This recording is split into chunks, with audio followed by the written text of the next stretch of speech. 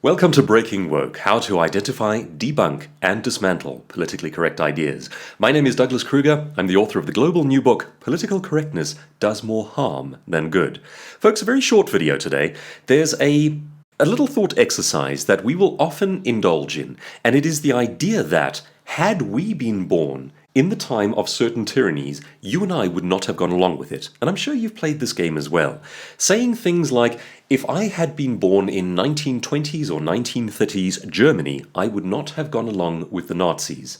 Now, what's easy to do is to view the wreckage after the fact, after the rise and fall of an evil man like Hitler, and to say, I certainly would not have gone along with that. What is much more challenging is to understand the ideologies on which such tyranny arose, and then to ask the challenging question, are we repeating those mistakes today? Just a few thoughts on that one. Some of the things that the Nazi, the National Socialist Workers' Party, and of course it's worth placing emphasis on the socialist part, recommended was, for example, to get rid of the privileged economic class. And in their particular case, they referred to the greedy capitalist Jewish class, to get rid of them and to create a more equitable social order. Now here's one that's even closer to home. The Nazis used a slogan, and I know nothing about German, so I'm going to try and mangle this one as best I can. Gemeinnütz gaat voor Eigennutz. Sounds quite ominous, doesn't it? It translates into the common good supersedes the private good. And if that doesn't just give you a little bit of a sense of concern, it was used to justify the policing of people's health.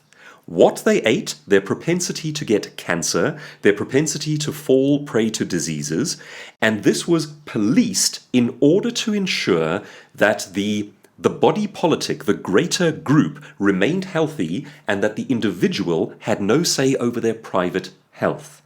Now, at the end of 2020 and a couple of long lockdowns, that is at the very least a concerning thought. The idea, of course, is that as per Nazism, fascism, and all the isms of the time, there was not to be a divide between your private life and the state. All things were supposed to be one, and the private was supposed to be made public. In fact, that is very much the definition of fascism. It is all things within the state, nothing outside of the state. Now, would we ever repeat a mistake like that? Well, take Hillary Clinton's book, It Takes a Village. In her book and in her speeches about the topics of child rearing, surely the most innocuous, the most liberal, the most progressive areas of thinking, she talks about the unchecked tyranny of the family and how the state should really be able to get involved in the life of the child from the word go.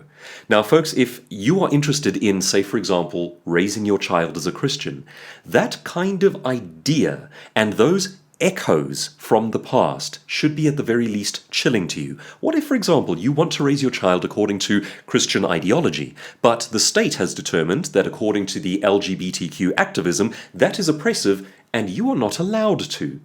It is very easy to look back at the tyrannies of the past century and to say, because they were so self-evidently violent and so self-evidently evil, you and I would never have practiced those ideas. What is much more challenging is to look for the roots of those ideas, the good intentions by which they arose, and to ask the very real question, are we repeating them today?